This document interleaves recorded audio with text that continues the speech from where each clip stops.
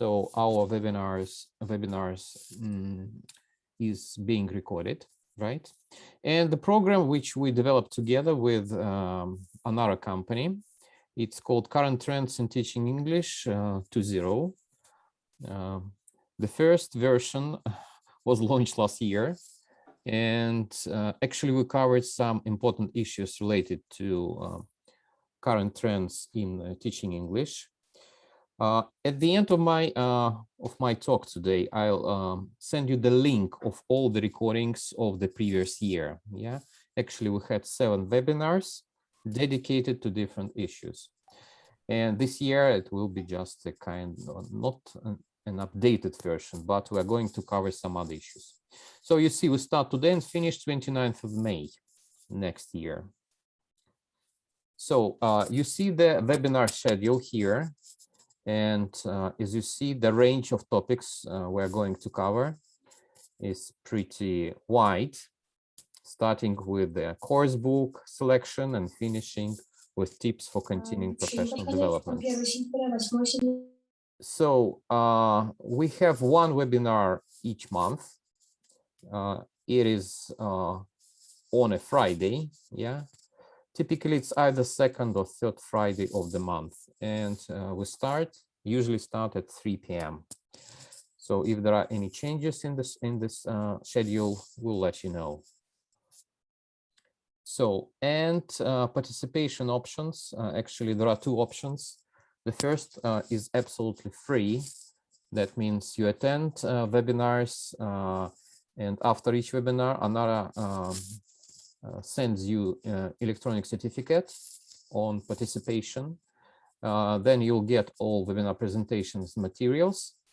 And if you attend at least 5 webinars, you're granted MMA certificate, right? Moscow International Academy certificate. The other option is paid. So actually, it's up to you. I'll leave you my contact details because I work for the Moscow International Academy and I'm the head of postgraduate studies department. So there are 2 options if you consider paid ones. The first one, you can get a state recognized certificate on teacher training, 72 hours, or if you are more enthusiastic about studies, you may get a diploma on professional conversion retraining. It's 290 hours. That means you don't just watch and get materials as a free option. You're supposed to do practical activities and assignments on a Moscow International Academy educational platform. And if we talk about a diploma option, you're supposed to do some courses there, yeah, and you'll be granted this diploma. Right, it's up to you. So it's not an immediate decision because, as I said earlier, I'll leave you the details, and you will have kind of time to consider all the options, and as well as the say price details. Okay. That is all for this brief introduction, and I'm going to be the first speaker at this conference, and my talk is actually called the art of course book selection. Just a moment, I'm opening my presentation. Okay, here it is. And I'm going to share the presentation with you.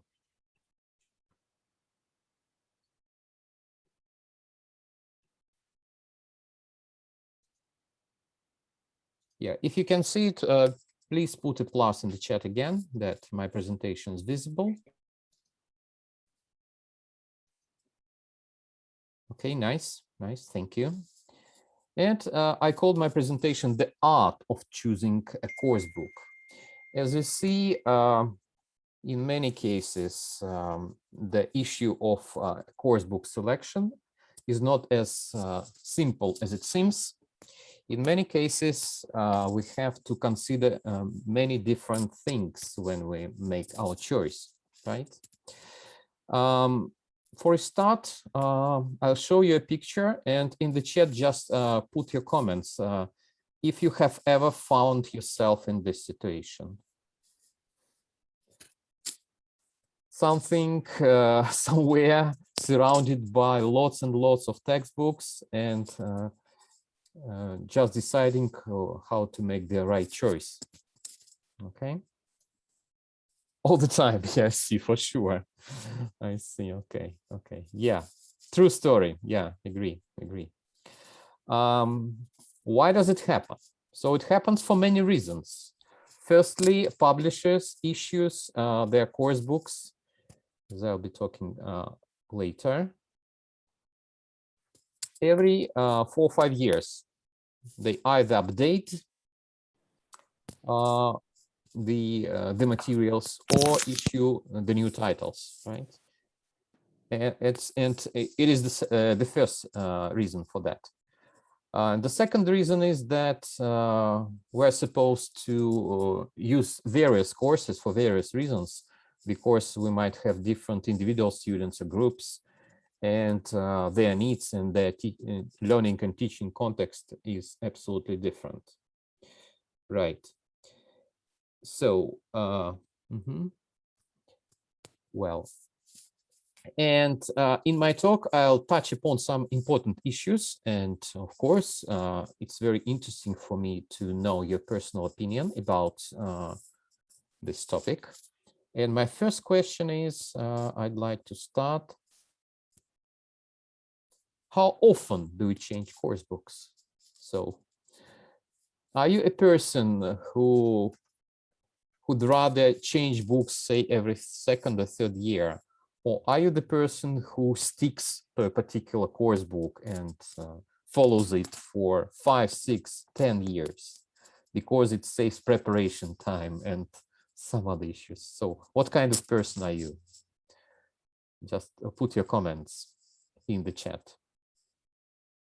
Do you often change course books? If yes, how often on average? Yeah. Maria says, yes, as soon as I get bored. Currently, yeah, 2-3 years. Depends on the course book, agree. Same here.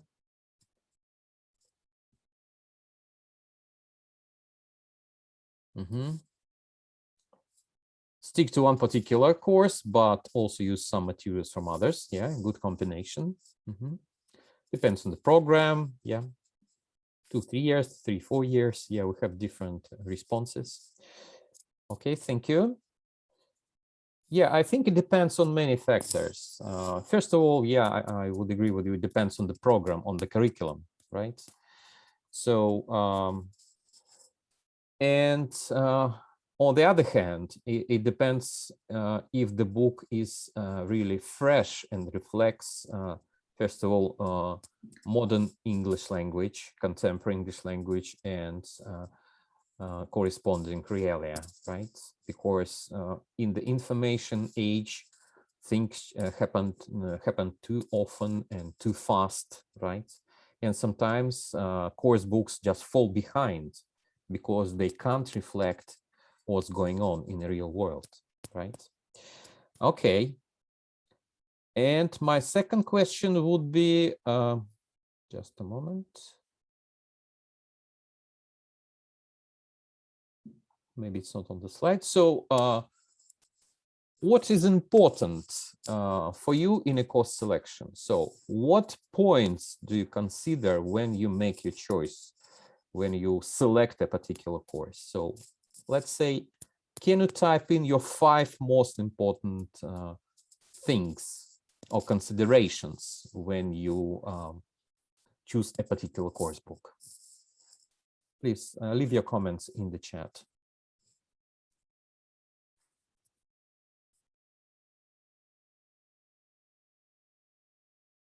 Maybe price issues, maybe I don't know, particular publisher. Yeah, modern topics. Okay, Yuri, thank you. Adequate and equal representation of all the important things, grammar, vocab, yeah, all the aspects of the language. Thank you, Maria.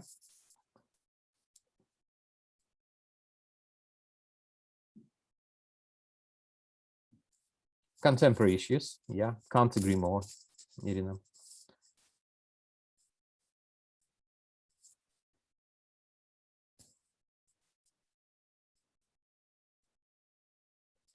Okay, we'll be talking about that. Yeah, price, definitely, additional options, its relevance to the needs of students, right, right.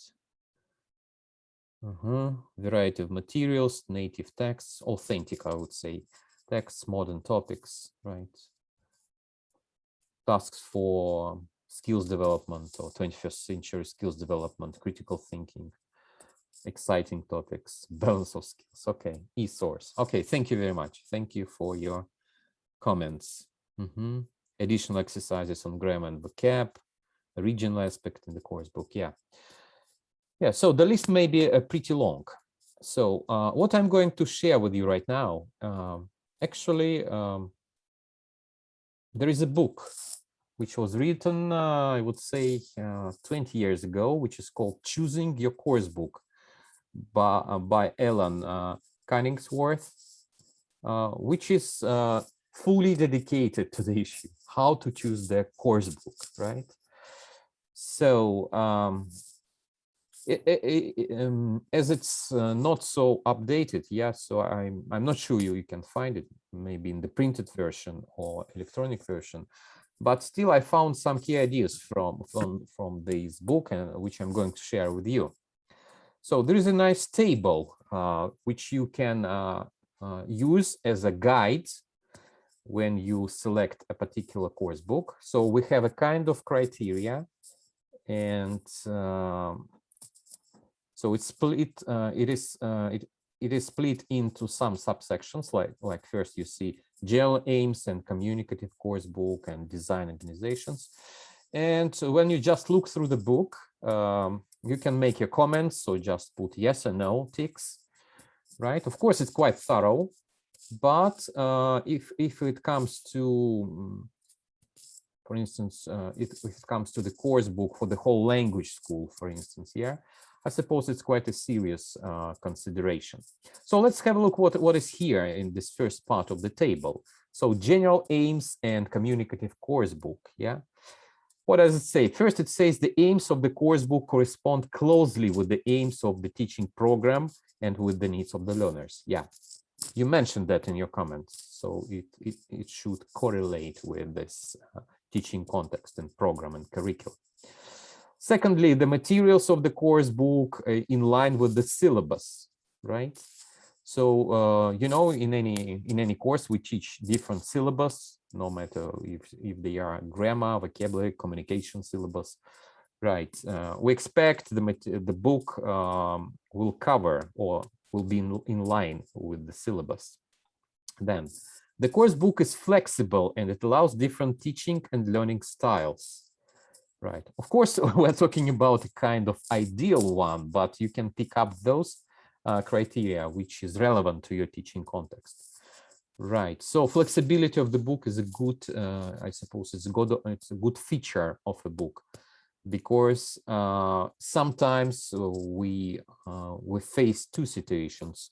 Either we lack materials, we don't have enough materials in the course book, or we have too many materials, right?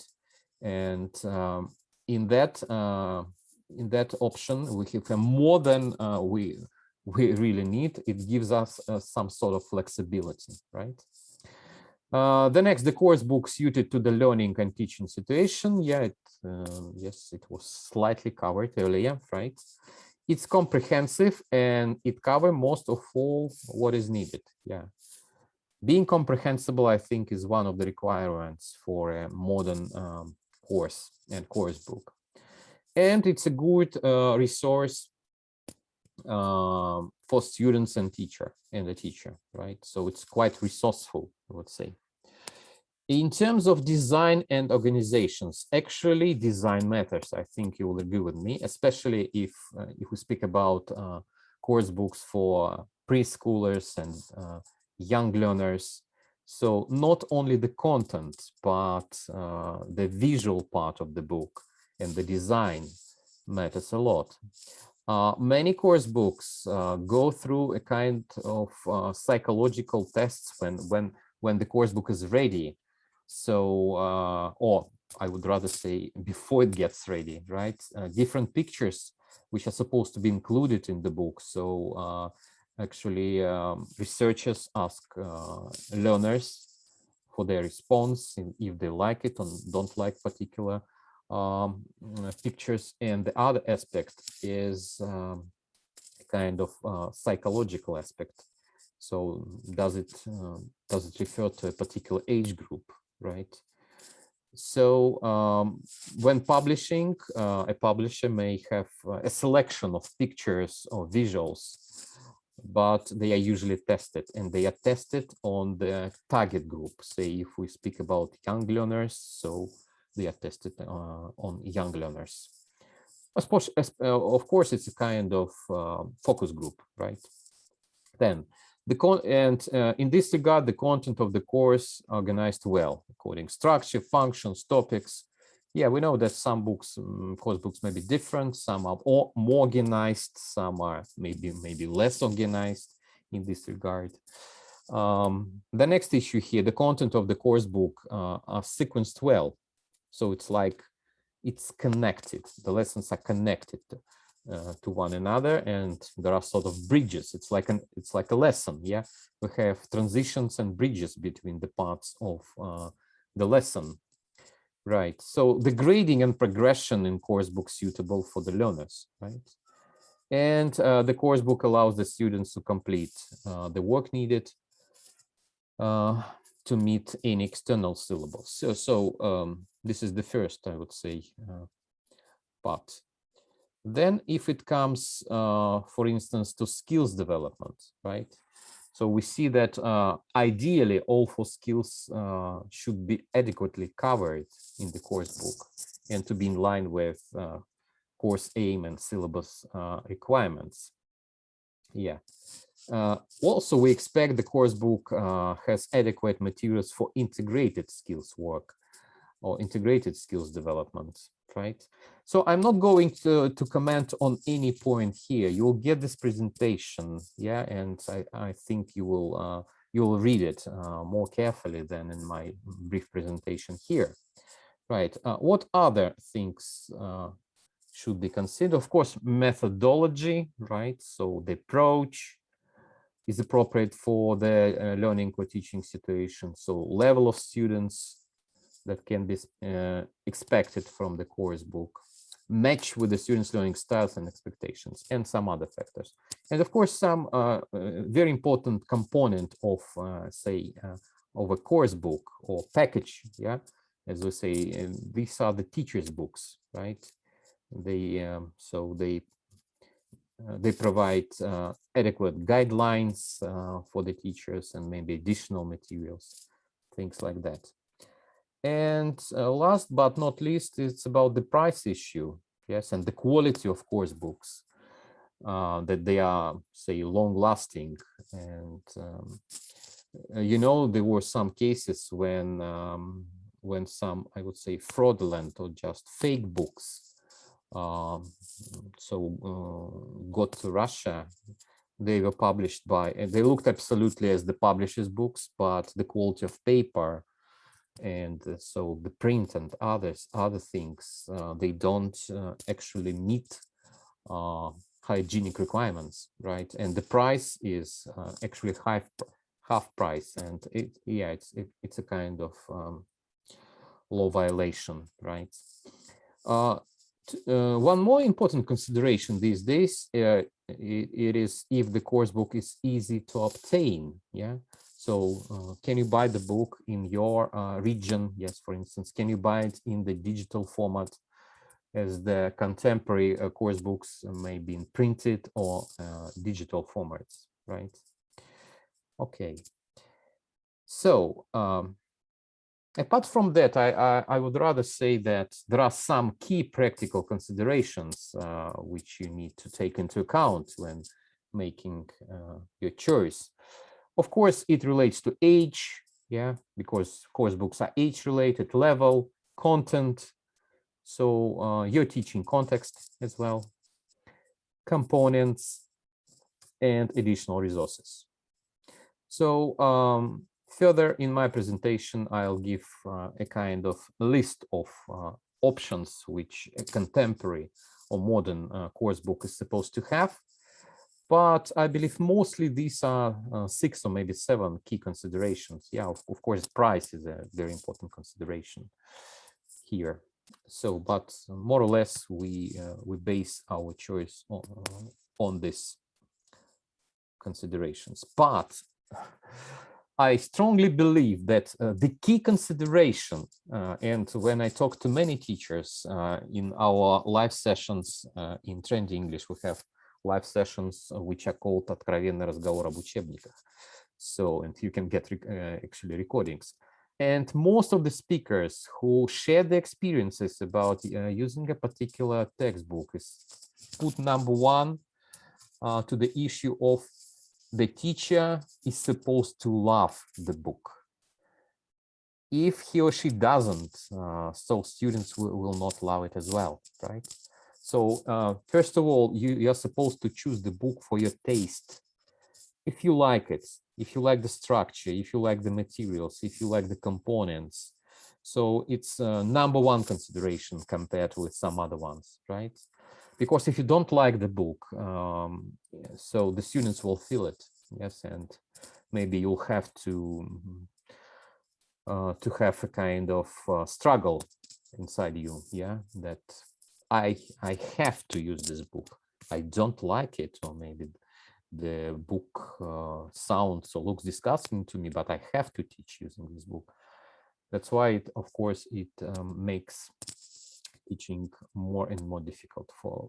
That's why number 1 priority, you are supposed to like the book you will select. Well, then I'd like to consider some key ingredients of the package, which National Geographic books, because mostly we'll be speaking about National Geographic books, as Onara is the distributor of National Geographic, have this additional, I would say, resources or points either on their platform or within the package, right? And which I personally find really useful, yeah. Actually, in Moscow International Academy, we are using outcomes course for our master degree students and students who are doing their professional conversion course, as well as some primary and secondary titles for our language school, because as well as being a university, we have a language school, right? And here's the list of them. So walk through video. So that means, and I'll show you, speaking about the impact course. So it's a short video just introducing the course and paying attention to the key features of the course. So it gives you a brief idea of something. Then a pacing guide. I suppose it's a very important component, because it gives you the idea how much time you're going to spend on each unit on the course on the whole, right? And what I like about National Geographic, they have pacing guides for different, I would say, teaching or learning workload. Yeah. For instance, if you have just 60 hours for the course, you've got a particular plan each week what you're supposed to do. If you have, say, 100 hours, it's a different guide. And of course, it helps say methodologists and teachers say create their own curricular or things like that, right? Sample worksheets. It's important when you are just selecting between or quite say a few titles which you like, or maybe more titles. If you just have a brief look at the sample worksheets, they give an idea what the book is about, or the design, the content. So most publishers have sample worksheets, on their websites. Bilingual word list. Yeah, for instance, in outcomes, they have it. Unfortunately, there is no Russian language, but actually it helps students to build up their vocabulary. What I like about outcomes, for instance, they've got, or the book has this vocabulary lists, and they are not just individual titles. So they are phrases, collocations, idioms, and their definitions and examples and variations, right? It gives you a lot of opportunities to practice it with students. Of course, it's due to the fact the book is based on the lexical approach. So there are lots and lots of vocabulary activities in the course book itself and in the teacher's resource option. Okay, as well, it has unit quizzes, dictations, pronunciation and grammar worksheets. Correlation, which is really important, correlation with SAFR and Cambridge exams. So that's why if you consider preparing your students for Cambridge exams, for instance, to understand which exercise refers to a particular task or part of the exam. So of course, and it saves time and gives us a kind of a guide. Tests as well, right? And different options for instance, as a test generator, right? Actually, it's exam view option. So Angel titles have this option. That means you just download this software on your PC, and then you are able to create your own tests. It's especially important if you have many students in the class and you don't want to have just 2 or 3 versions of the test, say A and B. In many cases, it's not enough.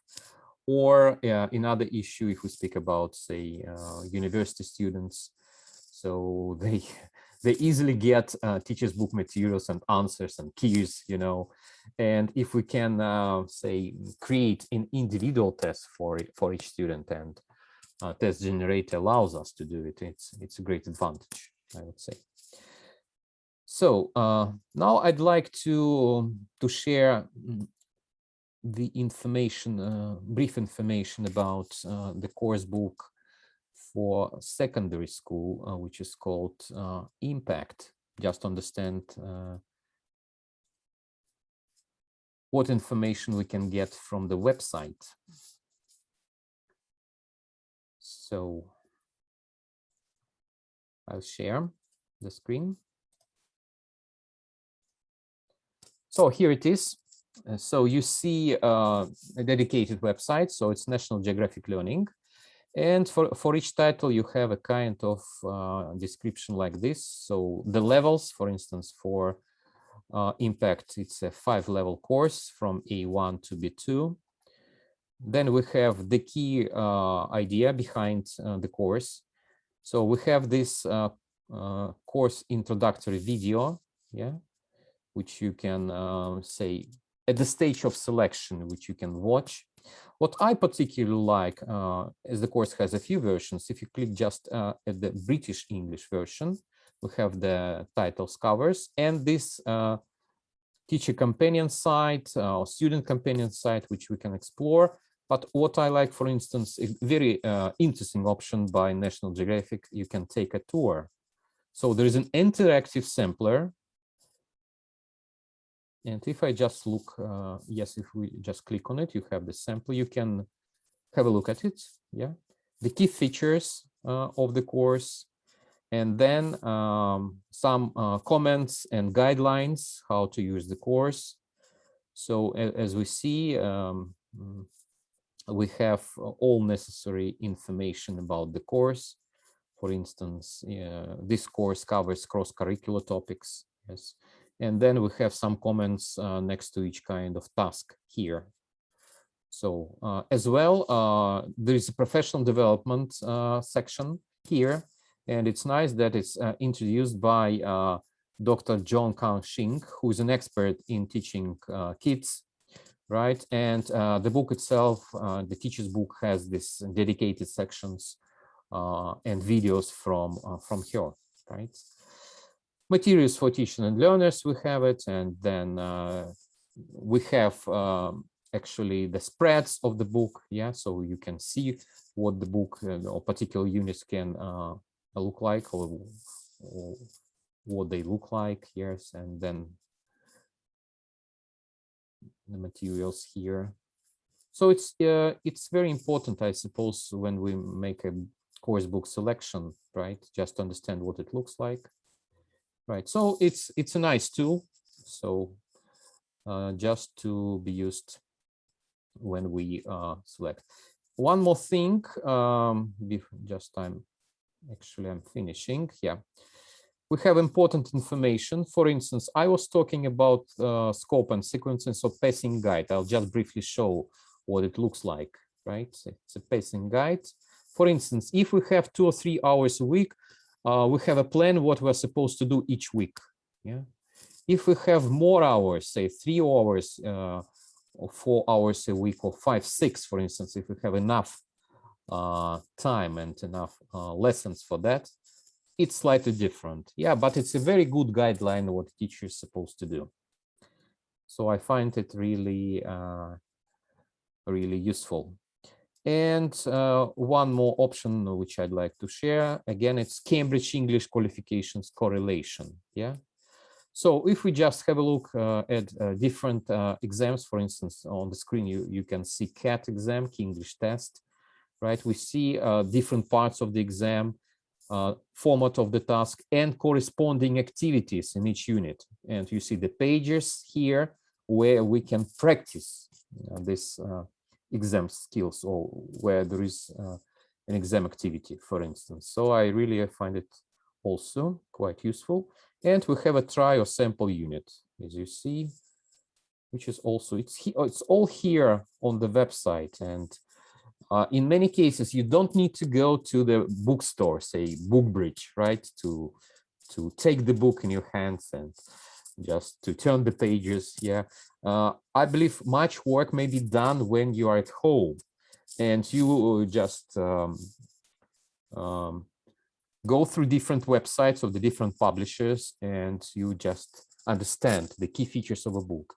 Of course, I suppose we do love the feeling of the course book, maybe the smell when it's fresh, right? But I suppose it may save your time for preparation. I mean, for your choice preparation, I would say like that. Because you can create your own table in which you put all the features, and then you just make your final choice, or you talk to your colleagues, right? Okay, a couple of final thoughts, dear colleagues. So before I finish, just a second.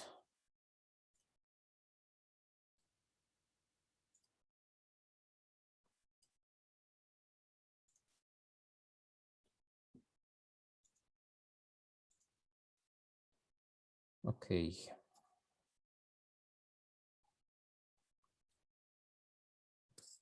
So I mentioned these ingredients of the package, the information which you may find useful. So in Trendy English, you see this Instagram account. We have regular talks about the books, and I'm the host of this program. So, and as well, you can watch the previous recorded talks of different people, different publishers, and different age groups. And having the chance, I'd like to invite you to the Trendy English conference, which is supposed to be 27th and 28th of November. It's the biggest ALT event in Russia. So it's going to be in online, and we hope, fingers crossed, offline. And if you have the promo code Onara, so you're supposed to have a 10% discount for the event. So if you have any questions, I would be more than happy to answer them in the chat, because our next speaker is supposed to give her speech right now. So these are my contact details. I work for the Moscow International Academy, And I'm particularly interested in teacher training and using digital tools in ELT. So don't hesitate to contact me if you want some particular answers to your questions. So, and I suppose the final thought is your certificates for each, I would say, for this particular webinar attendance, you will get, as Natalia, the methodologist of Onara company, they will be available and they will be sent to you after the 7th of November. Okay, so don't worry, you'll get everything. And as well, you'll get the link to this recording, and you'll get your certificate, and you'll get the presentations. I suppose mine and Galina's for sure is for the third speaker. So we'll ask you, okay? Thank you very much for your attention, for your questions, for your participation. And now it's my turn to give the floor to the second speaker, Galina Sharonova. Hello, Galina. Yeah, hello. Hello, yeah, hello. Yeah, Galina is a senior methodologist of Onara company. And actually, she's going to cover the same issues I covered, but maybe from the other perspective, right, Galina? Yes, Okay, yes, okay. definitely. Okay, Yes. okay, good. The floor is yours. Thank you very much. So good afternoon, my dear colleagues. I'm very glad to see you, and I'm particularly glad to see some familiar names, surnames, and it's always pleasure to see you, and it's great that we have loyal, constant participants. So yeah, and Evgeny, thank you for your fantastic presentation. Thank you for introducing me. So yeah, my name is Galina Sharonova. I'm a senior methodologist at Onara. I'm a CELTA and Delta qualified teacher, and I'm also a qualified teacher trainer. I did the train the trainer course last year. Yeah, and today, yeah, we will, surprise, surprise, I will be also talking about choosing the right course book. And as you can see on this slide, well, making any choice is always a very, very hard process. Yeah, so choosing jewelry in particular. So what we are going to discuss today, let me introduce the aims, the agenda of my talk. We will identify the teacher's fears or concerns when choosing a course book. You know, I was thinking of keeping the word fears here or like substituting it with something else. But as Halloween is coming, I decided to keep it here. So something what scares us. Then we will also outline and exemplify the factors which affect our choice of course books. So there will be some, well, particular examples, illustrations, and also we will identify your priorities when choosing a course book. And I hope that by the end of this presentation, you will get some food for thought. Maybe you will add some more ideas, considerations, or maybe you will look back at the books that you are using now, smile, and realize that that's a very, very good choice. So then if we talk about well, the fears that we have. So if you look at this slide here, you can see that mapping your course is always hard. And can you please share your fears and concerns when you choose a course book? Not the factors which affect your choice, but fears, like what can go wrong when you choose a book. And I will share to guide you a little bit. So some teachers think that, oh my gosh, so with the book, I will have to spend a lot of time getting ready for the lessons. So especially if you are switching to a new course book, that's a very, very big concern. Okay, so Christina says that we can easily change it. Nothing. Great, great. So, well, teachers are risk takers. Yeah, we should be pioneers. Okay, okay. But sometimes it can be a little bit hard. Okay, any other concerns and fears? Or you're fearless teachers? Yeah, any other feedback from you? Okay, okay. So the book offers too many hours to teach. Oh yeah, thank you, Natalia. Yeah, it can also be the problem. Like, or we see that the book is so much resourceful, then how can I adapt it to my 2 lessons per week? Students might not like the course book. Yeah, so students, yeah, they can be the stumbling stone. Okay, it will be too difficult. Okay, thank you. Time is not permitted. Okay, so Irina, if you can comment on it a little bit in more detail. Yeah, what do you mean by this? Textbook might be inappropriate for our goals in the long run, so we might waste money. Money and time. Yeah. Okay, thank you for your ideas. Then let me share something else with you. So topics will not be interesting for my students. Oh yeah, Christine, this is actually what you have just mentioned here. It can be dull for a number of reasons. Yeah. So then there is one more problem which, well, I as a teacher have faced a lot in my life, that all the books are good and I can get lost when choosing it. And in the book bridge shop, we can see such teachers wandering around, looking through books, yeah, and it's really hard to make a choice because they all seem good. So then this concern is also mentioned in the chat, yeah, that what if my course book materials are too hard for my students, or they will be too simple for my students? Yeah, so I like the book in general, but what about the materials? And also, last but not least, the question is, how can I supplement my course book? Yeah, you know that even if we have a very good book, still, for again a number of reasons, we'll talk about it a little bit later, we have to supplement it. Yeah, and then we see some more comments. Okay, too much lexis that won't be put into practice. Yeah, thank you, Vladislava. Yeah, textbook can turn out to be a little bit empty without too many activities to engage students. Yeah, or like these activities will be too simple. Yeah, okay, great. Thank you for sharing. So then just keeping it all in mind.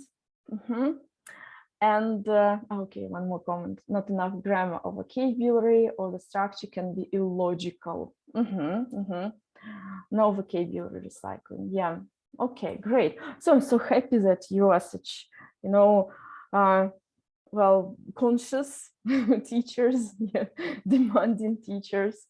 Yeah, and then like, yeah, yeah, and keeping it all in mind. Yeah, so, well, the ideas from the slide, the ideas from the chat box. I have a question to you, and well, put a plus if you think yes, minus if you think no. The question is, do perfect course books exist? Do they exist as such? Yeah, plus yes, minus no. Perfect course books, like you take it and then that's fantastic. Okay, with a perfect teacher, good. It does make sense. Of course, no. Yeah, I do share it with you that they do not exist. And there is a number of reasons for this. It's not that the course books are bad. No, it's not that we are too choosy, too demanding. No, there are so many other things that affect the choice and affect this, effectiveness of the book. And Then the next question which I have, and actually when Evgeny was giving his talk, he asked you this question as well, and they were answers. So that's why I'm asking this question again, but let me, well, share my thoughts with you, my findings. If you have something to add, please add in the chat box. So what can affect our choice? So first of all, well, good turn of phrase. Okay. What can affect it? First, our students and their needs. Yes, so we as teachers may like it or not, but students are in the spotlight. Yeah. So first, even Christine, the commenting on your message that students' needs and my preferences, maybe my preferences will not be the priority. Yeah, so students' needs and like students themselves. Then also what was mentioned before, it's visual attractiveness of the materials. Yeah, nowadays in the 21st century, nobody wants to use the books which are printed on gray paper. Yeah, we all want quality. We all want this visual attractiveness and well, bright colors, lavish illustrations, and so on. Yeah, so what else can affect it is resourcefulness, and this is also what Evgeny has mentioned. I will also cover it a little bit later. Well, then there is one more important factor which affects our choice. It's a decent teacher's book. Even I personally believe in teachers' books, and being a very experienced, profound teacher myself, and very like choosy teacher myself, I really love teachers' books. And in my sessions, seminars, I always communicate this idea that, well, teachers' books are a vital tool. Yeah, thank you for agreeing with me. Then also authors. Yeah, so it's important who created this or that book. Then adaptability of the materials. Yeah, and this is what also Evgeny has covered and what was mentioned before. Yeah, that well, we have different students, we have different needs, and well, materials can be too easy, too difficult. What should we do? How we can adapt? Yeah, especially if we see that it's too easy, for example, too simple. We realize that we should do something with that, but what? Yeah, and the book should offer all these options. Then hands-on and like ready-made supplementary activities. Nobody wants to spend hours, days on Googling it and doing research. It can be fun. I know that, well, teachers like it. Yeah, but if you have to do it all the time, it's really demotivating and exhausting. Well, then also real life modern topics, soft skills development. Yeah, this is the demand of our today's world, and also affordability. So we don't want to spend a lot of money on books. We really want to have this good value for money. Yeah, so yeah, burnout is approaching you. Yeah, if you spend a lot of time looking for materials. Yeah, and well, if you have also, you know, soft skills development. Yeah, and if it's a must now, we also need to make sure that our books provide it. Yeah, and actually our last year's program, which we ran together with Moscow International Academy, was dedicated to 21st century skills. Well, great. And then you see, as students are in the center of our attention, which characteristics do they have? Like what we should keep in mind, yeah, and what our students like. So what particularly can affect the choice of the course book, which particular characteristics? So topics. Well, topics, topics like this. This is something what course book provides, but content. Yeah, you're talking about the book. I'm talking about the students. Okay, let me share some ideas with you. So students, belong to certain age groups. And the books for preteens and our choice of the books for preteens will be different in comparison to the course books for young adults. Then books for very young learners are different to the books for young learners. Different approaches, different expectations, different content, and so on. Then goals that our students have in the long run. Again, maybe they want to develop their skills, language skills, and prepare for international exams. Or they want to change schools, and in order to get to a better school, they need to know the English better, and so on. Then learner types. So maybe in your group you have reflective learners. You may have impulsive learners, and also they can be kinesthetic learners, visual learners. Yes, there are so many different learner types, and we definitely should cater our course to their needs and their expectations, and then it also affects our choice. So then learning strategies, like how our students organize themselves, how they organize their learning journey. It's also something what we should keep in mind when choosing a course book, and keeping our students in mind. And then particularly interesting topics, it has been mentioned, and taboo or sensitive topics for the students. We can find it out when at the beginning of the course, at the beginning of the academic year, by doing a needs analysis, a diagnostic test. And it all can help us identify what sort of monsters we're dealing with. Monsters just because Halloween is coming. Of course, our students are always angels. And then how course books can help is and also, something what course books and teachers' books provide.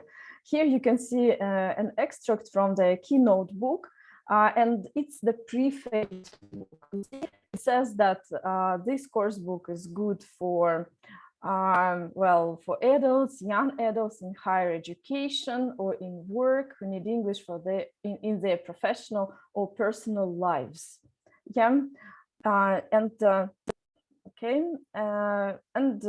When you want to make the proper choice, you can refer to the preface in the teacher's book. Okay, then let me show you some examples from the course books that National Geographic Learning has. For instance, we mentioned visual attractiveness of the materials, and our NGL books are lavishly decorated with illustrations. You can see it here. You know that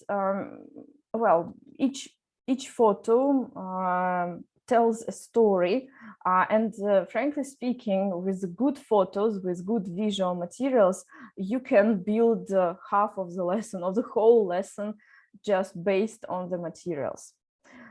So, then we also mentioned resourcefulness, and Evgeny shared some examples from, the companion site of the book for teenagers, Impact. Then I know that, there are people who are using Keynote book and the Outcomes series, and you can see that, for instance, the Keynote book has its own companion site. Actually, all the NGL books have their own companion sites. So you can see what you can find here: pacing guides, scripts, extra worksheets. The same applies to the Outcomes book. Yeah, tests, extra worksheets, even pronunciation worksheets, like something hands-on. Just you can download it, of course, look them through, and then use them as ready-made tasks and activities. Then decent teachers' books, what you should pay attention to. So if, of course, there are answers, well, that's for sure, then in the teacher's book, they describe the procedure, they describe aims of the spread of the lesson. Also, they provide some ideas for the optional steps. What if students don't like this task, or what if it's too simple for them? What I can do? And also, modern teachers' books have teaching tips and some comments on professional development. You can see here the extracts from the Outcomes Advanced Teachers book. Yeah, so optional activities, background language notes for teachers, and also some ideas on teacher development. So something really helpful, something really hands-on.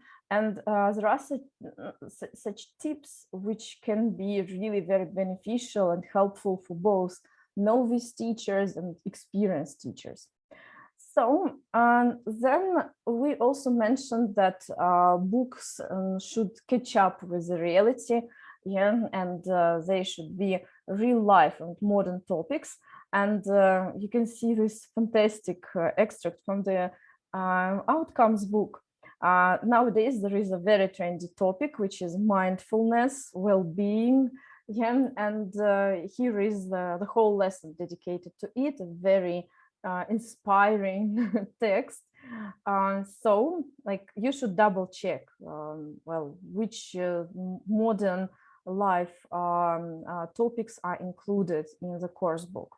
Yeah, you can just look it through and then you can see it. Alternatively, for NGL books, you can download a free sample of a unit for any book, yeah, to look it through, to see how it is organized, which topics are covered. And then also you can download sequence and scope, the contents of the book, to see again which topics will be covered there. Then I also mentioned authors. And nowadays, authors are not the people who, I don't know, live somewhere far away in the tower with a dragon. No, they're very accessible, approachable, nice people. And today, after my talk, you will also have a chance to, see the presentation of one of the authors. You should also make your choice wisely and pay attention to the authors. Yeah, here, like for instance, not only authors but also speakers. The Keynote book is based on TED Talks, and the choice of the TED Talk speakers is fantastic. These are the people who make real contributions to the modern society. So, adaptability, Evgeny has also mentioned it, talking about some books in his presentation. So, pacing guide, yeah, this is also what should be provided. You can usually find it on companion sites, or you can see these notes in the teacher's books. Yeah, and I guess when you make your choice, it's vital how you can customize your course. Yeah, what if there are so many interesting materials to cover, but I only teach twice a week? Yeah, and pacing guides can provide some ready-made solutions. And also comments on optional activities, extra activities. Yeah, what if the task has taken so little time, too little time, or vice versa? Well, then also we covered, we mentioned it, that there should be some ready-made supplementary activities, yeah, and you also in the chat box you talked about it, that if you spend a lot of time on finding something to supplement your lessons with, it can cause burnout. Yeah, so that's why choosing a course book, look at what what supplementary materials it provides. You can see them at the back of the teacher's book. Also, as you could see, well, from the presentation, there can be some materials on the companion side. So here, for instance, you can see two examples, one from the Outcomes Intermediate book. There is a game, yeah, ready-made game. And then there is an extract from the Keynote course book. So these are workplace English worksheets. And the choice, the range of the workplaces of the, well, professional spheres is pretty impressive. Yeah. So that doesn't matter which background your student has, which goals, professional goals he or she has, you can offer something for them. And again, you don't need to spend hours on it. Well, and last but not least, 21st century skills development. Now it's, well, now it's the part of the modern course books. And you can see it in the students' books. Also, you can double check it when looking through the teacher's book, when you're spending hours in the bookshop choosing the book. And so here you can see an extract from the Outcomes book. As you can see, here is a communicative task which requires a lot of collaboration, creativity, critical thinking, when we need to, well, double check what we will be actually talking about. Yeah, and other 21st century skills. So, like, keeping it all in mind, yeah, you can make the proper choice. I will definitely share my presentation with Evgeny. You will get access to it. And then like first slides with the factors and with the learner characteristics may be used as a checklist for you, like what you should keep in mind. Yeah, so thank you very much for your attention, for sharing your ideas. And I hope that I have given you some food for thought, some ideas, and I will be also very happy to see your messages then telling which particular things you got inspired by, and something what you find particularly important for you. Yeah, so thanks a lot. You can get in touch with me here. You can see all these details on this slide. Enjoy your lessons. Yeah, and thank you. See you. Thank you. Thank you very much. Thanks a lot. Thank you very much, Galina. Thank you so much for the informative and useful talk. My pleasure. Thank you. Would you mind sharing your presentation with the participants? Of course, I will. I will. Yeah. Oh, you will. Yeah. Okay, thank you. So, and our next speaker is Laura Broadbent. Laura, are you here? Yes. Oh, hello. Yes, yeah, hello. Hello. Right. So nice to see you. Right. Can you hear me okay? Yeah, that's fine. That's fine. So I'll make you a co-host for you to share presentation. Now you're a co-host, right? Um, So, dear colleagues, let me introduce Laura Broadbent, author and material writer on English language teaching, working for the Delta Publishing, right? Yes, correct. Right, publishing house. Laura specializes in, say, materials for inclusive and innovative teaching context, right? Okay, so the floor is yours, Laura. I think you'll provide more information about yourself and the topic you're going to cover today. Absolutely. So first, I'm just going to double check, share my screen. Can everyone see that okay? That's fine. That's Yep. fine. Fantastic. That's brilliant. Okay, so thank you very much for the introduction. As mentioned, my name is Laura Broadbent. Just very quickly, here's a little bit about me. So I'm the editor for the blogger series that I'm going to talk about today. So a lot of that was editing a previous version, but also writing at least 50% of the new content. Before becoming a writer, I taught English for 10 years. So in different countries, including Malaysia, France, Italy, Brazil, Spain, and the UK. And then after teaching, I became a materials writer. So I've written materials for primary, secondary, adult, young learners, Cambridge exams, which I'm sure a lot of you are familiar with, GCSEs, which are UK national exams. And then obviously including a lot of digital content, particularly recently, as you'll all be very familiar with. And then probably in the last 4 or 5 years, I've specialized in dyslexic materials. So that will appear in the talk today. So we're just going to have a look at what we're going to speak about. So we'll start with the course overview. And then we'll zoom in and look at the course in general, and then we'll look at the project-based approach that the course has, and we'll look at the student book and the supplementary materials, and then as well we'll go through one unit so you can see exactly how to use the approach, and then I will briefly go over some dyslexia-friendly parts of the book as well. So without further ado, let's get on with the course overview. So the course is called Bloggers, as you can see. It consists of 4 different books, starting from levels 1 to level 4.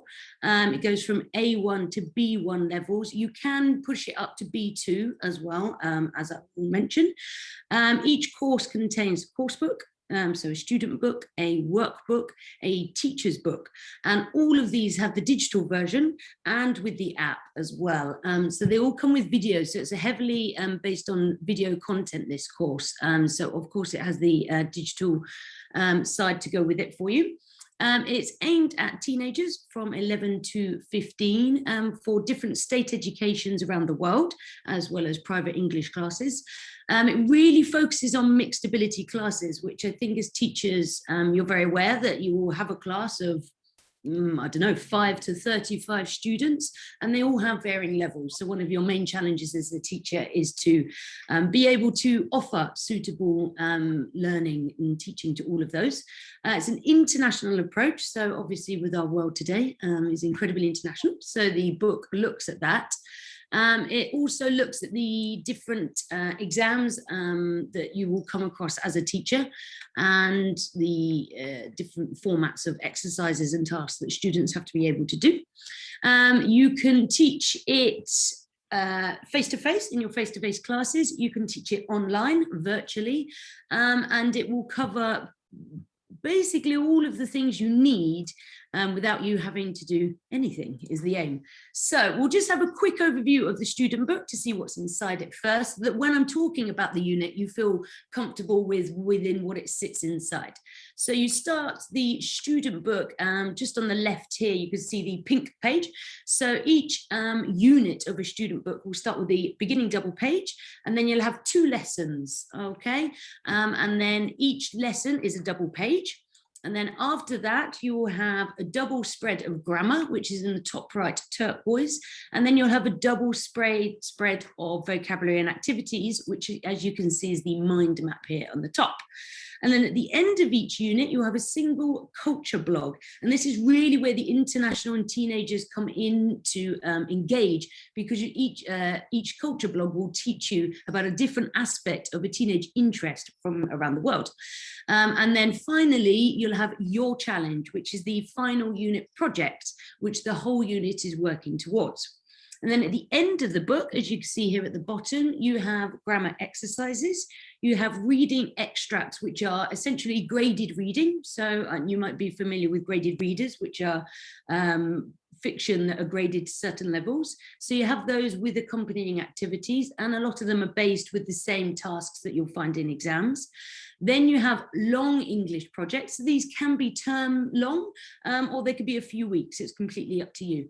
And then learning strategies. So for example, how can I memorize? How can I organize my work? How can I write a formal letter? So that's your student book in a nutshell. So I'll just keep moving the book. There we go. And then we have the workbook to complement the lessons. Again, this goes side and side with, you're probably familiar with a typical course book and a typical workbook. They go hand in hand. However, these workbooks are slightly different because they offer you reflection questions, which we'll have a look at properly soon. And they have like a sliding scale for your mini challenges, which we'll also have a look at. And then there are phonetic, so sounds and speaking activities, lots of games which you can either use on the whiteboard, you can use in class, or you can use online as well. And then you have your teacher's book, which again will lead you through all the methodology, different options, extensions, alternatives, and presentation ideas. Again, we will look more closely at those. So first of all, just to give you an idea, what makes this blogger course unique? So how is it different to many of the other books and resources you will be using? So each unit, each course book has 9 units, and each unit is presented by a blogger. And a blogger is the same age as the audience or age of your students. Therefore, so you've got the immediate engagement. So your blogger for the unit will present all of the information. So they will present it from their perspective, from their life. So they're sharing with your students what it's like for them. And the key thing here is that the feelings and experiences they're going through and they talk about in their videos and their tasks is also probably what your students will be going through in some way or another. So the first double page, you'll have the photo of the blogger. And then as you can see on the top right, there's just a very, very short introduction of where they're from. And then at the beginning of the student's book, it will tell you the interests that each blogger has, just so you can connect a little bit more. During the unit, so the main 2 lessons are built around videos. So you've got the videos. We also have audios, so like your typical resources. And then again, you've got the reading, writing activities. On top of that, you've got drama, games and activities that are already given to you. And there's diagrams and presentations for different types of activities that, again, we'll have a look at. The project in focus. So this course, really importantly, is a project-based approach. We will have a quick look at that in a second. So the unit will build up towards your main project. So we'll have mini projects going through. So each lesson, 2 lessons in each unit, will finish with a mini project, which then prepares your students for their main project at the end. As I mentioned before, it's dyslexia friendly. What we really mean by dyslexia friendly is not that it is aimed at dyslexic students. It is aimed to include dyslexic students. So therefore, it's aimed at all of your class, all types of students you have, including dyslexic. And what that really means, it'll be particularly creative, but it also has the academic side and support. Again, we'll go through that. So it's not dyslexia exclusive, it's inclusive to include dyslexic students.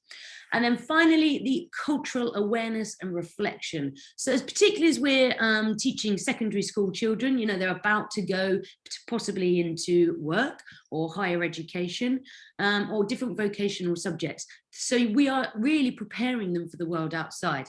And as we've already mentioned, the world we live in is very international, and everything, you know, if your students are watching TV, if they're online, if they're talking to different students in the class who are from different places, we need to build a cultural awareness and respect in our students. And this is also really interesting for them because it builds their curiosity and feeds their curiosity, and therefore learning as well. And then also hand in hand in that is reflection. So, you know, it could be reflection in learning style. Did I like that? Why did I like that? Did I not like that? Why didn't I like that? Did that work or did that not work? How can I improve? What may I not do better? Okay, so all of these again are built into the units. You as a teacher don't need to spend time preparing before the class or before the course. Okay, so as mentioned, it's a project-based approach. So first we'll look at what is a project-based approach. What are the advantages of this approach? And as a teacher, what are the challenges for you? And therefore, how does Bloggers in this course support you so that you can have a project or create a project-based approach in your classes? Okay, so as we know, any new kind of theory and approach is quite difficult for teachers because you just simply don't have time to do the work and, you know, to do your homework. And also, sometimes you just don't know where to go. Okay, so what is a project-based approach? Sometimes people confuse it with a problem-based approach, which is a problem-based approach is when you have a problem and you learn how to solve the problem. So, you know, how do I get to X, Y, and Z? How do I solve this problem? That's included, that is part of a project-based approach. So project-based is essentially the hands-on instruction. So it can be very practical, it can be very creative, and you're given a project and your classes are building towards that. So therefore, you have the project at the end. It may be the end of class, it may be the end of a few classes, it may be the end of a unit, or it may be the end of term. Again, as a teacher, it's completely up to you. As you'll see in this course, you can have it at the end of class, you can have it at the end of unit, and you can have it at the end of the term. Okay, so all of these choices are for you. So now what was often a part of doing a project-based approach is that the teacher has to think of the main project and then they have to work backwards. So they have to think, okay, so if I want my students to be able to do this, what skills are they going to need? So therefore I will have to teach them this and this and this, and then the language we need to include needs to come into that. However, Bloggers will already have that for you, so the teacher does not need to work backwards. Okay, so in a project-based approach, the teacher is a guide. You are not standing there at the front of class to say, okay, so the past simple of go is X, and the past continuous of go is Y. Okay, so rather than doing that, you're going to offer you're going to do tasks with your students so they're learning the skills, and then you're going to guide them, which acts as a guide towards the main project end. Okay, so rather than standing and lecturing, you are the guide for your students, which often can take a bit of pressure and focus off the teacher and put it onto the students, which is really what you want because you want them to become independent. So the advantages of a project-based approach. So as you will all probably be very aware of the 21st century skills, I think in case you've forgotten, they are here. So critical thinking, creativity, collaboration, communication, and cultural knowledge. These are all really, really fundamental parts of being part of the world today.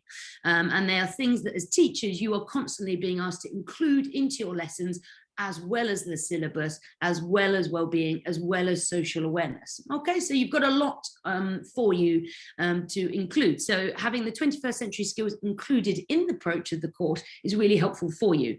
It's similar to the real world. So obviously, in the real world, you probably won't, stand in front of someone you've just arrived in an English-speaking country, or you're coming into a business meeting, you have to speak English. No one is going to say to you, okay, tell me the past simple of have, go, and do. That doesn't happen. However, you will have to be able to use those words, let's say in a presentation, for example. Then this is the real world, and this is the way the course is taught, so that it's not a huge jump for your students to go from the classroom to the real world. Rather, it's a seamless graduation. Okay, it's also really fun. There are loads of different things your students will be doing. There are loads of different task types they'll be doing, and it's varied, it's exciting. They're working together and they feel responsible. They're responsible for their learning, so they really care. Okay, so this is excellent.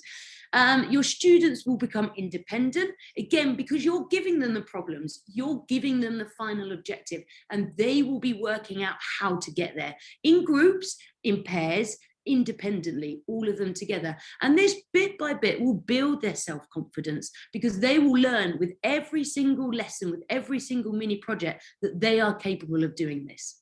It's step by step. So as we know, a really good way of, for example, organizing our thoughts is to write a bullet point list, or a flow diagram side to side, or it can be in a circle. All of these are breaking down thoughts step by step so that they gradually build. Now, this is also incredibly useful for students, for example, with dyslexia or with problems with organizing their thoughts and their homework and their projects. So this can be really, really useful way of guiding your students through this. So by the end, they know how to solve a problem, complete a project or task on their own and with others. They use previous knowledge. So again, whenever you're teaching a course, each lesson is always building on the knowledge from the last lesson. So for example, let's say again, you're going to learn the present simple, and then you may learn the present continuous, and then you may learn the past simple, and then the past continuous. They will always build on, and this is required to build to complete each step. Again, it's already part of it. Variety of instruction types, as I've already mentioned. There are really, lots of really different fun ones, and we will be looking at those. And it's deeper understanding. So if your students, rather than listening and maybe complete some sentences with the past passive, they are actually using the language. They need to use the past passive to do something. And this then creates a much deeper and more profound understanding. Again, with students, for example, with dyslexia, where the brain is sometimes a bit slower or just processes information in a different way, by having the information in the long-term memory, this then is very easy for them to access the information in the future. So there again, you are including lots of different learning types in your classes. And as mentioned, responsibility, they care about their work, they will be responsible for it. And as I mentioned before, there are lots of reflection activities. So these are the advantages. However, what are the difficulties that teachers might have with teaching project-based approach? So it can be, as mentioned, difficult because it's new to teachers. It can be quite challenging. Some teachers might have found, in the past year or so, that moving everything online is difficult. The unknown is difficult, and it can be quite scary. So therefore, it's really nice to have a course or resources that support you and guide you as a teacher, not only your students. The unknown is understandably quite scary. Classroom management can be difficult. So for example, a lot of project-based learning is in groups or pairs, and working with these groups or pairs can be difficult. You have the dynamics in the classroom. Some classes, as we know, the dynamic just works and it's very, very easy. Some classes can be slightly more challenging. So you have to work out how you're going to put your students together so that they will effectively work and complete the task and learn. Okay. Another one, possible to miss content in the teaching schedule. So let you know, in your course syllabus, you have to teach your students this vocabulary, this grammar, this topic. And so it can be, if you're concentrating on a project, it might be that you forget, or just some of this language is forgotten by students because they don't focus so clearly on it. So this can be another challenge for you as a teacher. When students come to fact-based assessments, so let's say typical academic exams, a lot of the Cambridge exams that students will have to do, or IELTS, or different exams around the world, a lot of these are fact-based and they're comprehension, and your students still need these skills. So these skills need to be incorporated into the project, which which sounds like a very big ask for the teacher. It's time-consuming assessment. This is one of the real worries for teachers, I think, when it comes to assessment for project-based. How do I do it? I can't, I can't just say correct, incorrect, correct, incorrect, add all the results together and then you have your result. How do I do this? How's the gradient done? How do I categorize? Maybe my student was particularly good at sharing the workload and leadership, but then maybe they weren't so good at speaking. So how do I grade them? Again, another question that teachers will ask themselves. Students may take advantage of group work. So, you naturally have some students who are really pulling the group along and putting in a lot of work. And you'll have some students who think, brilliant, they're going to do it for me. I don't need to do this. So how do you as a teacher deal with this? And then finally, the time management. How long is this project going to take? If this is new to me, I don't know how long this is going to take. Then I don't know how many classes this is going to take. If I only have 2 or 3 hours of English per week, how do I do this? So if you, as a teacher who is new to project-based learning, these are all questions that you may be asking yourself, and with good reason. Now, if you have time to develop these activities, most of these problems will go away because they won't be problems. However, then you say to me, how on earth am I going to be able to do all of this? So this course does it all for you. Okay, so let's have a look. How can you as a teacher be good with, or succeed in teaching your project-based approach? So excellent time management skills, preparing all your work before, assessing continuously through the year. So not just one final assessment at the end, maybe for one big project, but having the little projects throughout, so you can constantly see the different skills and where the strengths and weaknesses are in each student. Step-by-step tasks. So if you're able to give your students step-by-step tasks, they will be building up their language. So let's say task 1 will have one type of language and some basic vocabulary. Task 2 is slightly more complex vocabulary. Task 3 will ask them to go back and use that vocabulary and grammar and build up. Give clear objectives to your students. So why are we doing this project? What's the point? Okay, so if your student knows why they're doing something, they will know what they're going towards and they will know why they're doing it. And then they'll try and do it and they'll take pride in it as well. As a teacher, you can look at project-based courses, which is exactly what you're doing right now. So that's already ticked for that one. Changing your groups around. So let's say your class is working groups of 3 or 4, and then for one mini project, then change the groups around for the next project. See how the dynamics work. Okay, and then finally, I can't actually see the bottom one because the toolbar is in the way. Oh, there, offer tasks for different levels. So again, as we mentioned, your class is going to have different levels. They always will do. So you need to be able to offer the same task, but different ways and supported structures, ways of doing these. Again, how do you do this? So let's look at how bloggers will help you do this. So the project-based approach, this is just the contents of the bloggers. So just look at unit 1 and look at it, how it goes along. The first column that you see in the book is the projects. This is the key. We have mini challenge 1, mini challenge 2, and then your challenge at the end of the unit. So straight away, that is the goal. The project is the goal. And then how do you get there? Communication and grammar goals, lexical and phonological goals, and then your cross-cultural. So you can see everything that is included in your project from the contents. Okay, so here we have the beginning of a unit. So I'm going to take you through a unit so you can see exactly how it works. So here is the first double page. As you can see, Ben is the blogger for Unit 3, to buy or not to buy. As some of you will be well aware, that is a little bit of Shakespeare there.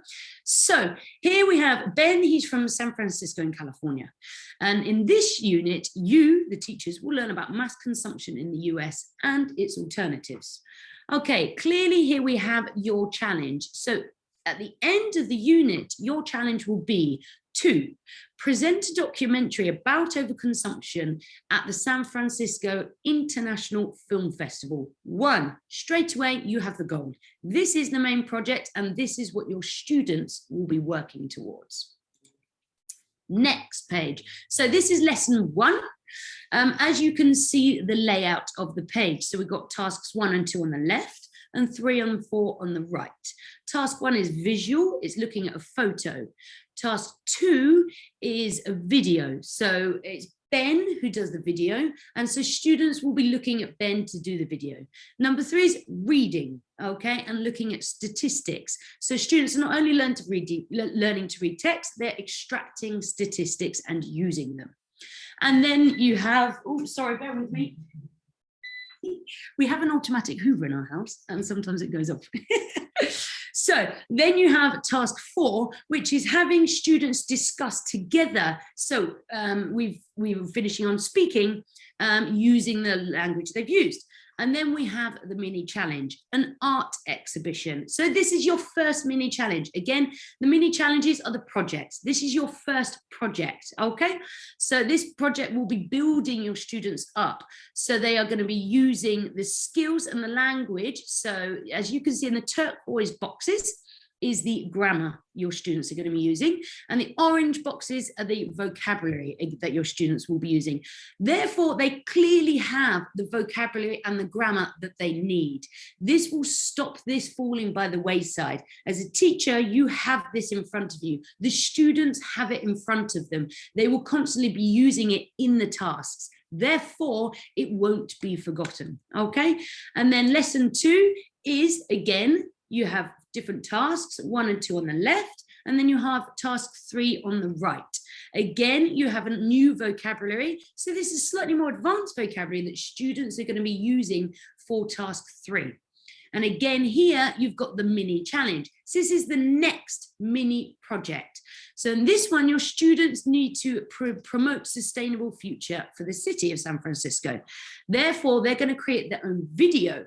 Okay, so these video skills are going to be helping them to work towards the final project. Okay, again, you can see they're using video, they're using a website, and they're using text again in this lesson. So again, you've got a variety of task types leading up and supporting your students to do the mini project. Okay, and then I've mixed, just so you can see it quickly, I've mixed the vocabulary and the grammar pages together in this screenshot. So first they will have a double page of the grammar, which are grammar exercises for your students to learn and practice as part of the homework or in class.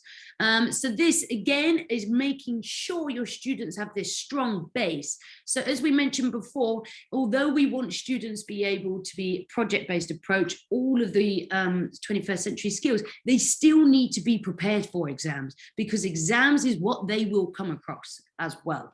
So therefore, they still have this support at the end of the unit, as well as the grammar exercises that I mentioned, they're at the end of the student's book. Again, these are grammar exercises for your students to really practice as well. So they've got both.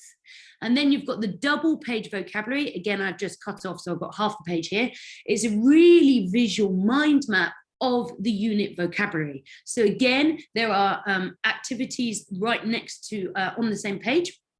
Again, for the students to engage with the vocabulary and to use it again in a visual structured way. So they've got the mini projects, 2 mini projects during the unit.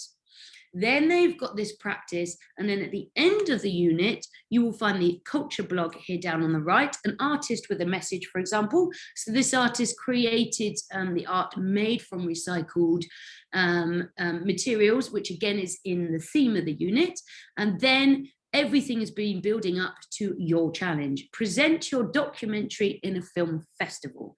So not only have your students had the mini projects, they've had the structured fact-based or assessment-based learning of the grammar and the vocabulary, then they've had the cultural awareness in the cultural blog that they will be interacting with each other and interacting with different art, in this example, around the world. And then they're going to bring all of this together at the end of the unit to present their film documentary. Okay, so that is just a run through of the unit. Now, this is just quickly to show you the projects. So at the beginning of the unit, you have the clear objective. And then next to it, you have the mini project 1, art exhibition in this example. Number 2, a video about ecology. And then 3 is your challenge. So these are the mini projects that are in every single unit. So in 9 units in the book, you will have this with every theme going or topic going through the book. Okay, so supported assessment. How do I assess my students with all of these projects? Okay, so if we have a look on the right here, so this is one of the mini challenges or projects, and then in the workbook, your students will have this scale here. So this is essentially evaluating themselves, and then they evaluate a classmate. In this example, sometimes the teacher evaluates the student, so it mixes throughout the course book. Okay, so here the student will first ask, did my project do this? Did my project do this? So does it include explanation? Does it include symbols? Does it include the want, encourage, expect somebody to grammar? Does it include superlatives? Does it include quantifiers? So straight away, the student can look at their own work and reflect and think, okay, yes, I did that. Yes, it's got that. No, it hasn't got that. So it helps them see that in their own work, and it will help them see it in other people's work. Okay, so here they're evaluating a classmate. Again, they're learning how to evaluate and reflect on their and other people's work. And then with your the main challenge in the teacher's book, the teacher's book will have the grid that for you as a teacher has the sliding scale for each student. So you can give them a number. So each one is a range. So you've got levels 1, 2, 3, 4. Does it do this, this, this? And they're all descriptive. And then if you say, yes, it does, then they're in this range. And then you can allocate them a number in the range. So although it's descriptive assessment, you have been able to extract and give your students a number or a grade or a result. So therefore you're able to have the best of both worlds. Okay, so that supports you in giving the assessment. Differentiated for different levels. So again, how I mentioned before, is really, really helpful for you as a teacher to be able to offer your students different task types, again, without you having to do anything. So in the workbook here, you will often, in fact, with almost every single task, you will have a group A and a group B. It will never say in the activity book which one is for which level. It only says this in the teacher's book. So you as a teacher know, the students don't know. Also because some of them aren't actually necessarily easier, they're just different types. So for example, you can see here, group A is listening and they're writing answers, whereas group B is listening and inputting notes into a mind map. This isn't actually necessarily one is more difficult than the other. They're practicing different skills. Sometimes one is more challenging than the other, and the teacher's book will tell you that for the teacher. So instantly you've got the activities. Sometimes the teacher's book will recommend that you choose one or allocate one or the other task to certain students, or you offer the students, have a look at these 2 tasks. Which one would you like to do? By giving the student the choice, you give them the responsibility. Giving them the responsibility, they take pride and care in their own learning. Okay, you haven't had to prepare any of this yourself. Okay, and then regular review. So as we said, another way to succeed with project-based approach is to have this regular review. So it's not all at the end and you as a teacher panic on how you're going to do it. So at the end of every unit, you have a check your skills. Okay, so this will be checking all of your skills. As you can see here, it's listening, speaking, interacting, reading, and writing. And then also in the teacher's book, you have an extra page of all the different skills for progress checks. So you've got 2 reviews at the end of every single unit. So that's 9 times during the course. You can review your students. Again, they can be doing it with the skills, and they can be doing it with the they can be doing it with the fact-based learning. So what they are constantly doing the project-based learning, and they're backing up their own knowledge with this constant review, which will make sure that they are still prepared for exams. Okay, now, as we mentioned, reflection is such a key part of learning. Okay, not only is it for us as teachers, a key part of learning to be able to teach, but it's also a key part of your students. Why? What does reflection do?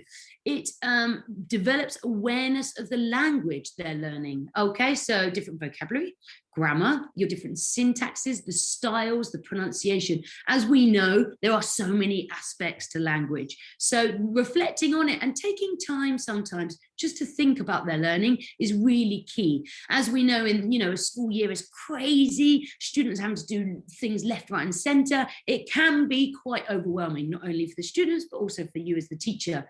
So having this time to reflect is a pause.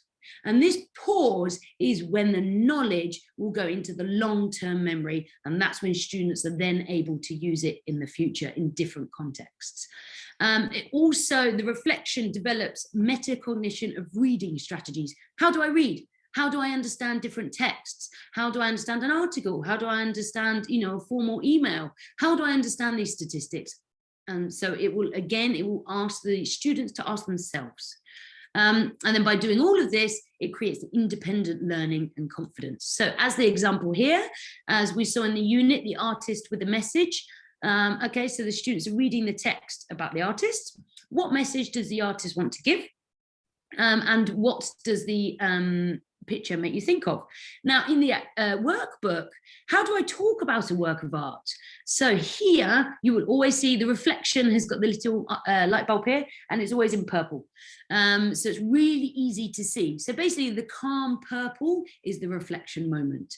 So say what type of work it is. It gives language for your students to be able to express themselves. Communication is about having the language and the tools to express yourself.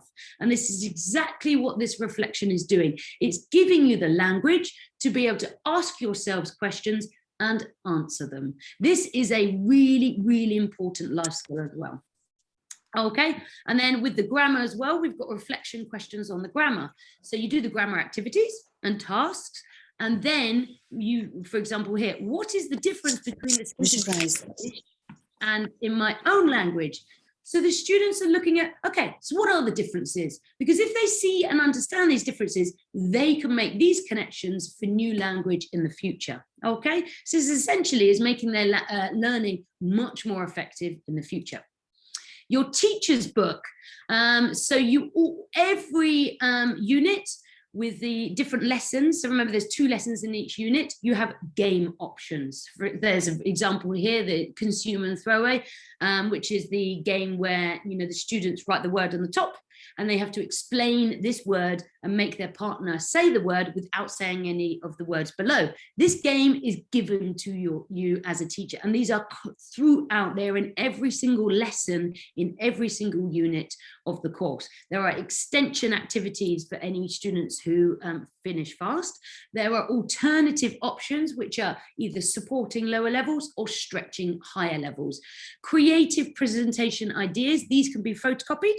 So as we can see here on the right, they can make cubes. They can put their ideas on a cube, and they can use this cube to present their answers or knowledge. In the cogs here, this can talk about processes. You've got 2 different types of mind maps here. So again, this creativity, which is really inclusive for lots of different types of learners, you are giving them ways to present information. You are not telling them how to do it. You are teaching and guiding them through the information and the knowledge. And you are saying, now you present it in the way that you would like to. And there you go. And then here's another one, action and consequence. How can I really effectively communicate action and consequences to other people? Again, this just shows students how to clearly put down their thoughts, but also how to communicate them clearly to other people. And then you've also got tips for students, again, photocopyable, of how to write different types of writing. Again, this will prepare them for the exams and for the projects. Okay, and then as I mentioned before, we have these long projects at the end. So there are 2 long projects in each student's book. So these are just if you want to do them. Okay, and they're structured, that takes you through the stages, as you can see, the objectives, and they're cross-curricular. So in this one, it's for biology and English. So again, in the teacher's book, it will take you through the methodology, alternative options, extensions, digital options, and it will guide you through this. Again, you don't need to do anything. It's all there for you. Okay, so as lots of you are now teaching either some part digitally or completely digitally, the course is completely available online. So it uses the Blink platform. Some of you may be familiar with it, some of you may not be. So this is a desktop and app platform. So as a teacher, you can use it for everything. So you have the student's book online. The workbook is interactive, and I'll give you some examples. And the students can share their work, you can submit surveys, you can have conversations, and it has the automated grading system so that you as a teacher do not need to do it. So here are just some examples. This is just to show you. So this is again from the same unit. So the to buy or not to buy. So this is where they use the, on the left, it's where they use the task with video. And then the students are writing the answer here.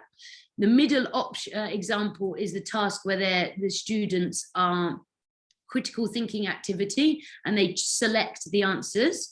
And then as you can see in the bottom here, what do you think she looks? And then so she looks happy, she looks tired, she looks nervous. So again, the students are just clicking.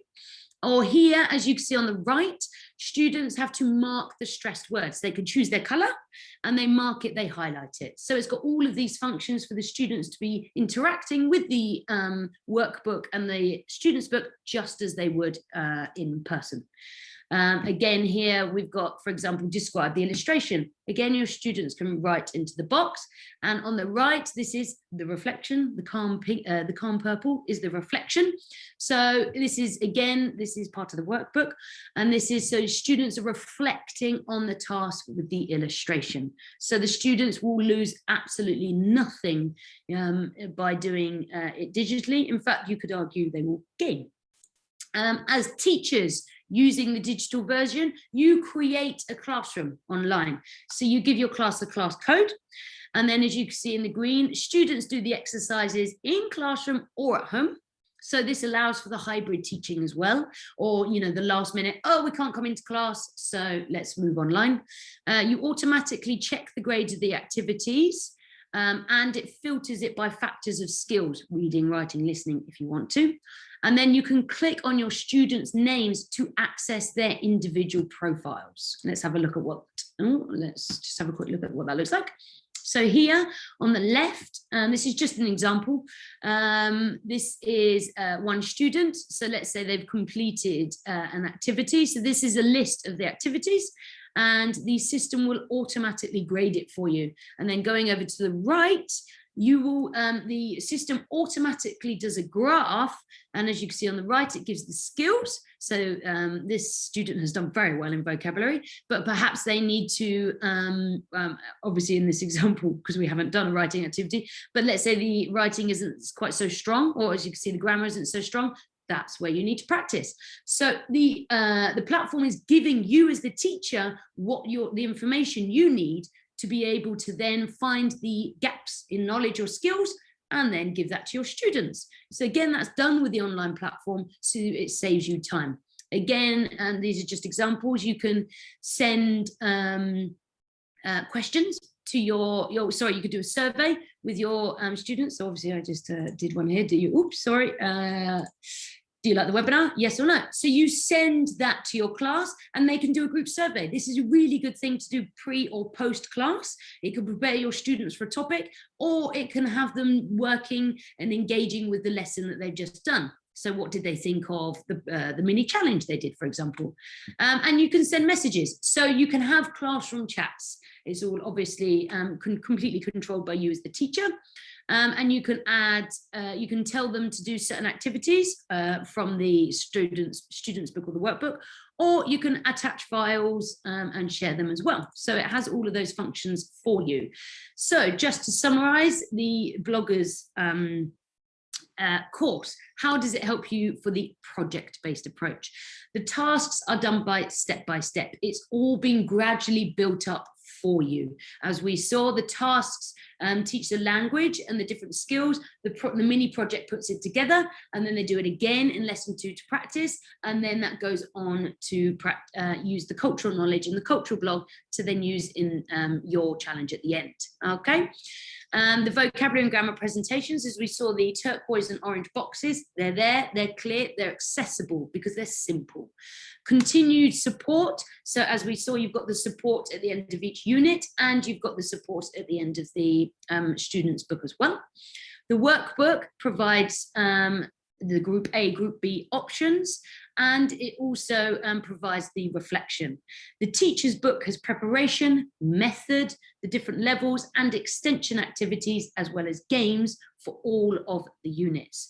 Progress checks we've mentioned, the rubrics, so that sliding scale with the numbers in each range for you to use as a teacher to be able to give numbers results for your students.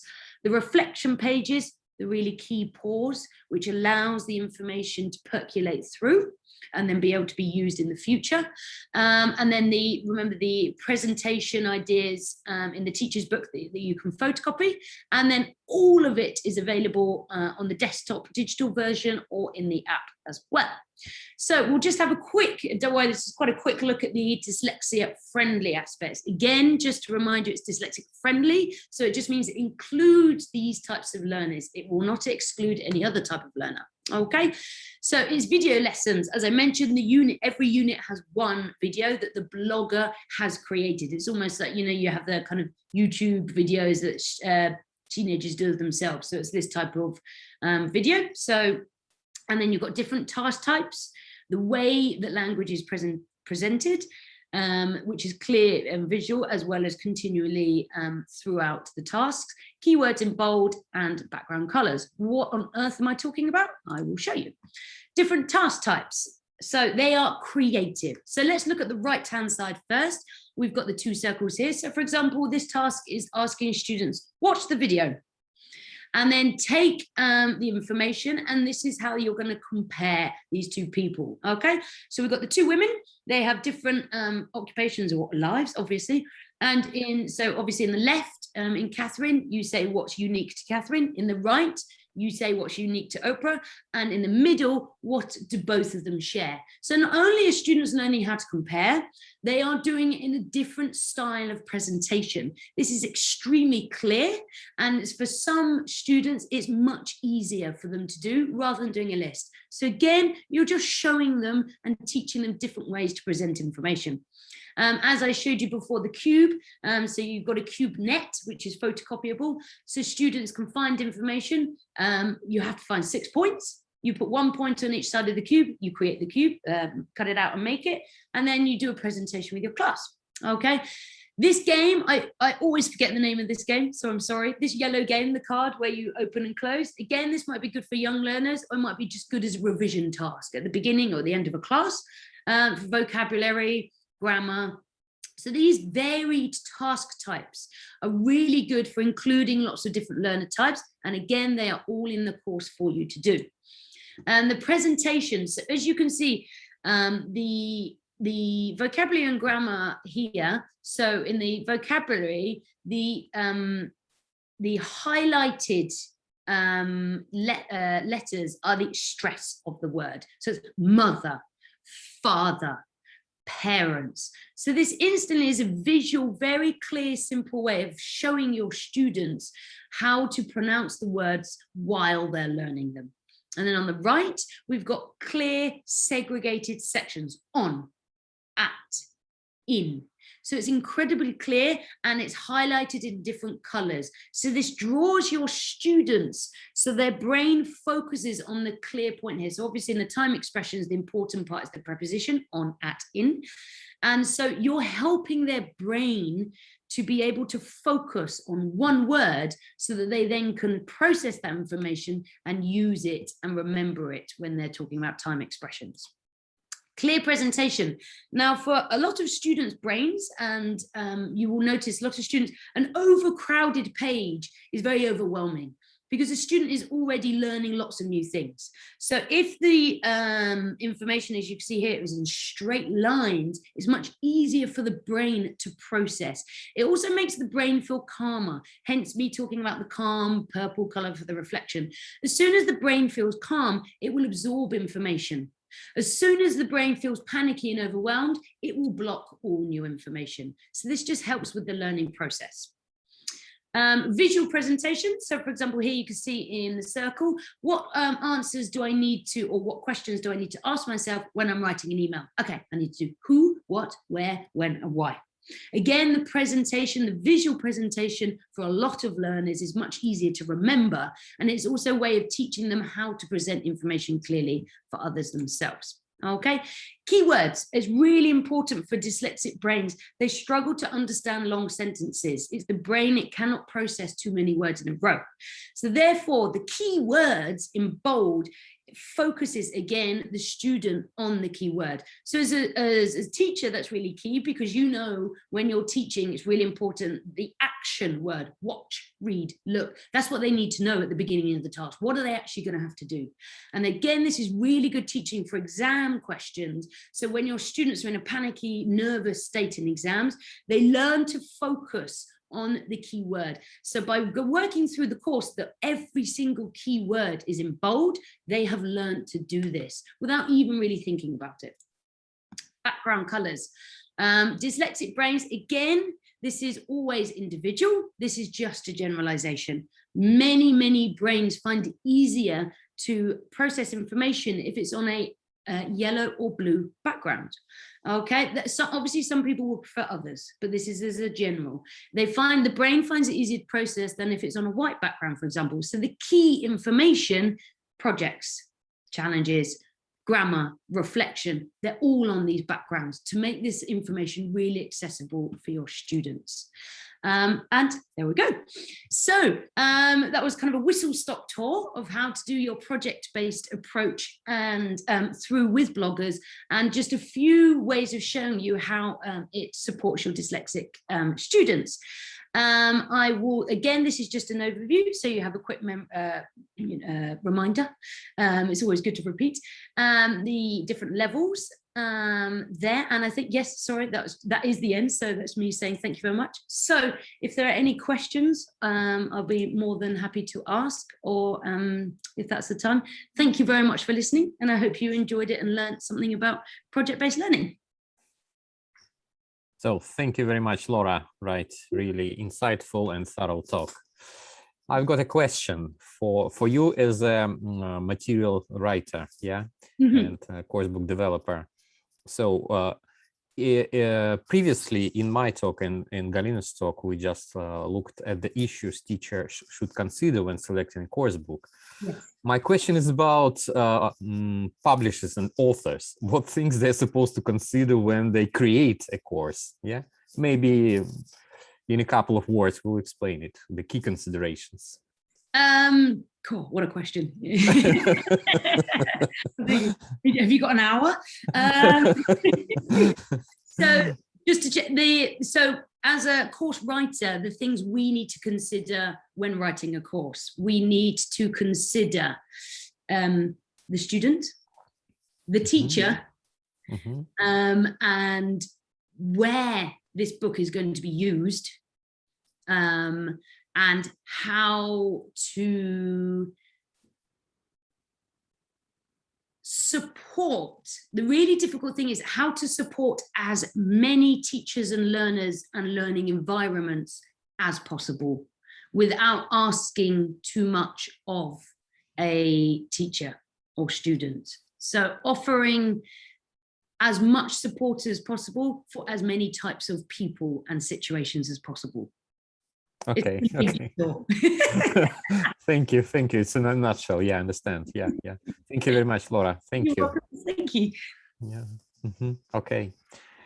So great. Dear colleagues, if you have any more questions to Laura, please place them in the chat. I see that your talk really impressed the listeners. Yeah. Sorry. If you need a dim. Yes, I will say that in case no one's looking at the chat box. If you would like a demo code for the digital course book, there is, please send an email to the email address in the chat box right now. And it would be great for you to just have a play with it. Even if you're not going to use it, just to experience a project-based approach. Okay, great. Laura, can I ask you to stop your presentation? Absolutely. Yeah. Yep. There we go. Yeah, thank you. Thank you. Thank you very much, everyone. Thank you. Thank you. So, dear colleagues, now we are supposed to finish our webinar today. Before I finish, you know that we are going to issue the certificates for all the participants. Would you mind placing your name and surname in the chat in order to help us issue the certificates? Just place your name and surname in the chat, and we'll issue the certificates. I mean, Onara company will do it. So, and once again, I'd like to remind you that it's just the first webinar in the series, right? And our next webinar is gonna be, just a second.